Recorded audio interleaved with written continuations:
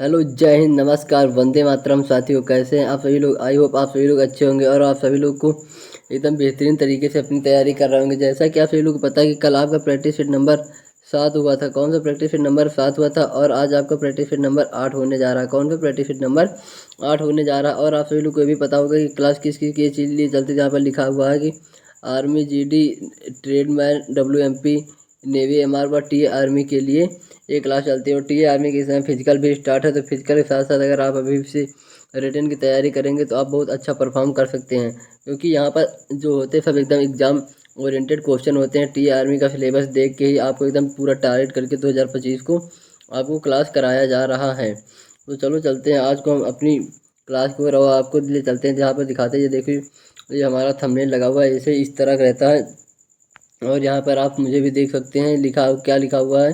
लिखा हुआ army GD 2025 के लिए ये क्लास हो रही है। और लिखा जीडी ट्रेडमैन, डब्ल्यूएमपी या फिर टी आर्मी के लिए होती है। आज का हमारा प्रैक्टिस नंबर 8 है। तो यहाँ पर आपको क्या क्या मिलेगा? जीके, साइंस व फिर रीजनिंग के क्वेश्चन आपको देखने को मिलेंगे बाय दीपू सर। जैसे कि आप सभी लोग को पता है कि आज का हमारा पहला क्वेश्चन क्या होगा। हमारा पहला क्वेश्चन आज का है कि इंदिरा गांधी गोल्ड कप किस खेल से संबंधित है? क्रिकेट, फुटबॉल, बैडमिंटन या फिर हॉकी? तो इंदिरा गांधी गोल्ड कप ये किस चीज़ से संबंधित है? क्रिकेट, फुटबॉल, बैडमिंटन या फिर हॉकी से? तो इसका किसका ऑप्शन नंबर जो होगा बी बिल्कुल राइट ऑप्शन होगा। किससे संबंधित है? तो ये फुटबॉल से संबंधित है। किससे संबंधित है? तो फुटबॉल से नहीं, इसका हॉकी से संबंधित है। हॉकी से संबंधित यहाँ पर सी लिख गया, बी ऑप्शन होगा, क्योंकि यहाँ पर लिखा नहीं हुआ है। तो ये हॉकी से संबंधित है। Indira Gandhi gold cup hockey से संबंधित है। हमारा क्वेश्चन नंबर अगला दूसरा है, भारत में उच्चतम पठार कौन सा है? भारत का उच्चतम पठार कौन सा है? दक्षिणी पठार, लद्दाख का पठार, छोटा नागपुर का पठार या फिर बघेलखंड का पठार? तो ये कहाँ का होता है? इसका भी ऑप्शन नंबर बी बिल्कुल राइट ऑप्शन है। कौन सा पठार जो है कि सबसे ऊंचा पठार है? तो ये लद्दाख का पठार है। कहाँ का? ऑप्शन नंबर बी बिल्कुल राइट ऑप्शन है, लद्दाख का पठार। कौन?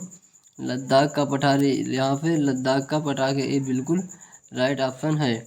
हमारा क्वेश्चन नंबर 3 है, बिहार राज्य से अलग कर बनाया गया है। बिहार राज्य से अलग कर कौन राज्य बनाया गया है? काला हांडी, उत्तराखंड, छत्तीसगढ़ या फिर झारखंड? तो बिहार से अलग करके आपको कौन सा राज्य बनाया गया है? तो बिहार से अलग करके झारखंड बनाया गया है। कौन सा राज्य बनाया गया है? तो झारखंड बनाया गया है, जो कि ऑप्शन नंबर डी पे दिया हुआ है। बिल्कुल एकदम राइट है, ये झारखंड बनाया गया हुआ है। ठीक, हमारा क्वेश्चन नंबर अगला चौथा, संसद के में सम्मिलित सत्र की अध्यक्षता कौन करता है? संसद में सम्मिलित सत्र कौन करता है? लोकसभा अध्यक्ष, प्रधानमंत्री या फिर राष्ट्रपति या फिर इनमें से कोई नहीं? तो कौन करता है? जिसका ऑप्शन नंबर ए कौन करता है?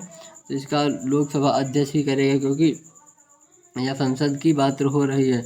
अगर कहता है संसद में मतलब राज्यसभा और इनका सदन में कौन करता है? तो वो करता है प्रधानमंत्री। संसद में कौन करेगा? तो लोकसभा अध्यक्ष करता है। इसका आंसर बिल्कुल राइट ऑप्शन होगा। अगला क्वेश्चन है, नालंदा विश्वविद्यालय किस राज्य में स्थित है? सिक्किम, झारखंड, बिहार या फिर पंजाब? तो ये कहाँ पर स्थित है? इसका ऑप्शन नंबर सी बिल्कुल राइट ऑप्शन होगा। कहाँ पर? नालंदा विश्वविद्यालय बिहार में स्थित है। कहाँ स्थित है? तो बिहार में स्थित है। हमारा क्वेश्चन नंबर अगला छठवां क्वेश्चन नंबर क्या है? पानी का सबसे शुद्धतम रूप कौन सा है? पानी का सबसे शुद्धतम रूप कौन सा है? सतह का पानी, खनिज युक्त पानी, वर्षा का पानी या फिर कुएं का पानी? तो आप लोग पता होगा, ऑप्शन नंबर सी बिल्कुल राइट ऑप्शन होगा। कौन सा पानी? तो वर्षा का पानी सबसे शुद्धतम रूप होता है। वर्षा का पानी का सबसे शुद्ध रूप होता है। हमारा क्वेश्चन नंबर 8 होगा, संयुक्त राष्ट्र संघ की सुरक्षा परिषद में सदस्यों की संख्या कितनी है? 20, 25, 15 या फिर 10? तो यहाँ पर कितनी सदस्यों की संख्या कितनी है? तो इसका ऑप्शन नंबर कौन सा सही होगा? जो कि बी नंबर हुआ दिया हुआ है यहाँ पर, बिल्कुल राइट ऑप्शन होगा इसका। ये बी लिखा हुआ है यहाँ पर, देख लीजिएगा आपका बी कहाँ पर लिखा है। तो 15 इसके बिल्कुल राइट ऑप्शन होगा। संयुक्त राष्ट्र संघ में कितने सदस्य हैं? तो 15 सदस्य। लिखा है, कौन सा शहर भारत का मैनचेस्टर कहा जाता है? भारत का मैनचेस्टर किस शहर को कहा जाता है? अहमदाबाद, लुधियाना, मुंबई, फगवाड़ा? किसको भारत का मैनचेस्टर कहा जाता है? तो भारत का मैनचेस्टर आप सभी लोग को पता होगा कि अहमदाबाद को कहा जाता है। यहाँ से एक और क्वेश्चन आता है, लिखा रहता है उत्तर भारत। उत्तर भारत मतलब उत्तर प्रदेश लिखा रहता है। उत्तर भारत का मैनचेस्टर किसे कहा जाता है? तो कानपुर को कहा जाता है। किसे कहा जाता है? कानपुर को। उत्तर भारत का मैनचेस्टर कानपुर को कहा जाता है। और भारत का मैनचेस्टर किसे कहा जाता है? तो अहमदाबाद को कहा जाता है। क्वेश्चन नंबर 10, सबसे पहले चांद पर मनुष्य किस देश में भेजा गया था? क्वेश्चन नंबर 10 तो पहला क्वेश्चन ही, ये क्वेश्चन थोड़ा गलत हो गया। यहाँ पर मतलब क्वेश्चन कुछ दूसरा लिखा और ऑप्शन के कुछ दूसरे ही दे दिए गए हैं, इसलिए ये क्वेश्चन थोड़ा यहाँ पर ये। अगला क्वेश्चन नंबर हम 11 लेते हैं। सरदार सरोवर परियोजना किस नदी पर स्थित है? गंगा नदी पर, कोसी नदी पर, नर्मदा नदी पर या फिर गोदावरी नदी पर? कहाँ पर स्थित है सरदार सरोवर परियोजना? जो कहाँ है, ये कहाँ पर स्थित है? तो इसका ऑप्शन नंबर डी बिल्कुल राइट ऑप्शन होगा। कहाँ पर स्थित है? तो ये गोदावरी नदी पर, नर्मदा नदी पर स्थित है। कहाँ पर? नर्मदा नदी पर स्थित है। हाँ, क्वेश्चन नंबर 12 है। ध्यानचंद्र का संबंध किस खेल से था? मेजर ध्यानचंद जो थे उनका संबंध किससे था? तो ये आप सभी लोगों को पता होगा। हाँ, किस इसको मैंने कई बार भी करवा चुका हूँ। अगला क्वेश्चन है, बी सी और जी का टीकाकरण, BCG का टीकाकरण होता है। BCG का टीकाकरण होता है हैजा के लिए, पोलियो के लिए, छोटा उपदंश या फिर क्षय रोग के लिए होता है। तो किसके लिए होता है इसका? ये होता है ऑप्शन नंबर डी, जो कि क्षय रोग या तपेदिक के लिए होता है। क्वेश्चन नंबर हमारा 14 है कि शेख हसीना वाजेद कहाँ की प्रधानमंत्री हैं?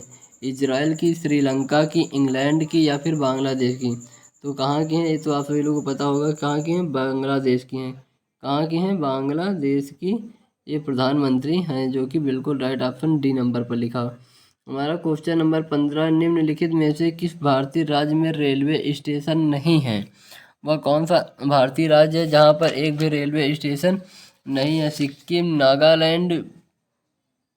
नागालैंड, गोवा या फिर हिमाचल प्रदेश? तो कहाँ पर नहीं है? इसका ऑप्शन नंबर ए ही बिल्कुल राइट ऑप्शन होगा। सिक्किम राज्य जो है, यहाँ पर एक भी रेलवे स्टेशन नहीं है। सिक्किम में एक भी रेलवे स्टेशन नहीं है। अब हम चलते हैं आपके अपने अगले क्वेश्चन की तरफ। आगे के हमारे जो क्वेश्चन है, ये हमारे क्वेश्चन किस सब्जेक्ट के हैं? तो ये हमारे रीजनिंग सब्जेक्ट के क्वेश्चन है। किस सब्जेक्ट के हैं? तो ये हमारे रीजनिंग के क्वेश्चन हैं, जहाँ पर आपको मैं एकदम बेहतर तरीके से समझा के बताने वाला। हमारा क्वेश्चन है, फोटो की तरफ संकेत करते हुए लता ने कहा कि यह मेरे दादा के इकलौते बेटे का बेटा है। तो फोटो वाला आदमी लता से कैसे संबंधित है? तो इस क्वेश्चन को देखते हैं हम किस तरह से करते हैं। तो मान लो ये को खड़ा है, कौन सी खड़ा है? ये लता खड़ी हुई। कौन? ये लता है, ठीक। और क्या कह रहे हैं? ये मेरे इकलौते मेरे दादा, तो लता के दादा मतलब लता के दादा जो होंगे, लता के पिताजी होंगे। पिताजी के पिताजी कौन होंगे? लता के दादा हो जाएंगे। कह रहा है मेरे दादा के इकलौते बेटे, दादा बेटे कौन हो जाएगा? पिताजी हो जाएंगे। अब कह रहा फिर इकलौते बेटे, फिर बेटे का बेटा मतलब पिताजी का बेटा कौन होगा? ये पिताजी का बेटा मतलब ये लता माइनस, तो ये प्लस हो जाएगा। तो ये पिताजी का कौन हो जाएगा? तो पिताजी का बेटा, और लता का कौन होगा? तो भाई होगा। क्या होगा? लता का भाई होगा। इसका ऑप्शन नंबर सी बिल्कुल राइट ऑप्शन होगा। आप लोग को समझ में आया ना यहाँ पर मतलब कैसे हुआ है? मान लो ये लता है, ठीक। ये लता यहाँ पर खड़ी हुई है। कह रहे हैं मेरे दादा की, मतलब लता के दादा मतलब 2 पीढ़ी ऊपर हो जाएगा। तो ये कि मान लो ये लता के दादा हुए हैं, ठीक। कह रहे हैं इनका बेटा, लता के दादा के बेटा मतलब ये हो गए लता के पिताजी। और लता के कह रहे हैं लता के पिताजी हो गए, फिर कह रहे हैं पिताजी बेटे का बेटा। तो लता के जो पिताजी हैं, पिताजी का बेटा कौन होगा? लता का भाई तो ही होगा। तो इसका ऑप्शन नंबर सी बिल्कुल राइट ऑप्शन हो जाएगा। हमारा क्वेश्चन नंबर 47 है कि अरुण ने कहा यह लड़की मेरी माँ के पोते की पत्नी है। तो अरुण का लड़की के साथ क्या रिश्ता है? अरुण का लड़की के साथ क्या रिश्ता है? तो इसका ऑप्शन देखो क्या होगा इसका। तो मैं आपको बता दें, मान लीजिए एक लड़का, कौन यहाँ पर? अरुण है, ठीक। ये अरुण है, ठीक। अरुण ने कहा कि यह लड़की, मान लो एक कोई लड़की यहाँ पर खड़ी हुई है और ये अरुण है। कह रहे हैं कि मेरी माँ की, मतलब अरुण की माँ जो है, अरुण मान ली यहाँ पर, आप रुको 1 मिनट। मान ली मैंने यहाँ पर ये लिखा अरुण यहाँ पर है, ठीक। ये अरुण लिखे हैं और कह रहे हैं मेरी माँ की, तो अरुण की ई माँ हो गई, माँ जी, ठीक।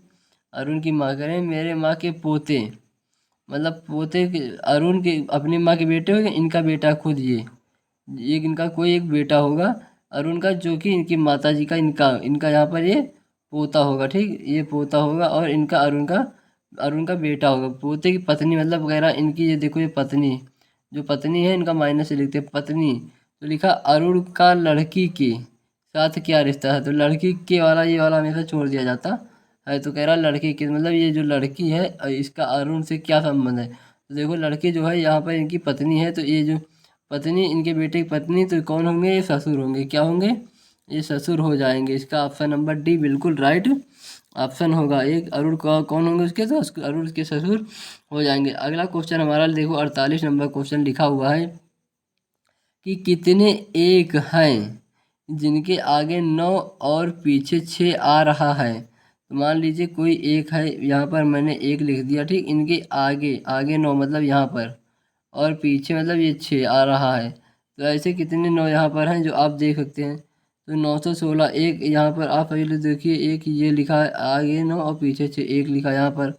और उसके बाद देखिए एक यहाँ पर लिखा हुआ है, दो ही है। और ये यहाँ पर देखिए, यहाँ पर आगे तो 9 है लेकिन पीछे 6 नहीं लिखा हुआ है, ठीक, और ये और कहीं पर नहीं नजर है। तो कितने हैं ऐसे, तो ऐसे कितने, दो हैं, कितने हैं, दो हैं। एक क्वेश्चन आप सभी लोग पहले ये अंक लिख लिया करें, उस हिसाब से यहाँ पर खोज लिया करें, इससे आसानी हो जाती है काफ़ी प्रश्न को करने में।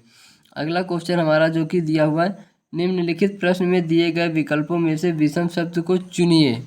विषम शब्द को चुनिए, पारा, सोना, चांदी या फिर तांबा। तो इसमें पारा, सोना, चांदी फिर तांबा, तो इसमें क्या होगा, तो इसका ऑप्शन नंबर सी बिल्कुल राइट ऑप्शन होगा। क्या होगा, जो चांदी है ये अलग हो जाएगी, क्योंकि ये तीनों जो है एक जैसे होते हैं और ये चांदी अलग होती है, ठीक। अगला हमारा क्वेश्चन नंबर जो 50 दिया हुआ है, ये एक श्रेणी दी है, लिखा हुआ है कि दी हुई श्रेणी को देखिए और अगला पद ज्ञात कीजिए।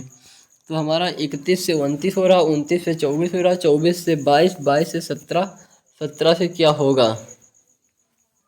तो आप हमारे यहाँ पर आप यहाँ पर देखिए 31 से 29 मतलब ये जो 31 29 है यहाँ पर -2 हो रहा, ठीक।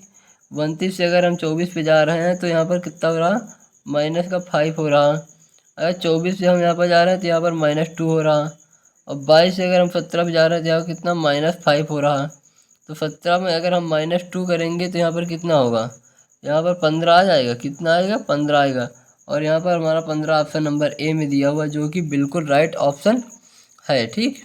तो ये थे आपके हमारे आज के क्वेश्चन। और आपको आज की ये क्लास कैसी लगी, अगर आपको ये क्लास पसंद आई हो तो आप ज़रूर चैनल को सब्सक्राइब कर लीजिए और क्लास को लाइक भी कर दीजिए। और हमारे साथ मिलकर अभी से अपने टीए आर्मी के लिए तैयारी शुरू कर दीजिए, क्योंकि यहाँ पर आपको अच्छे से अच्छा कंटेंट देने की हम कोशिश करते हैं।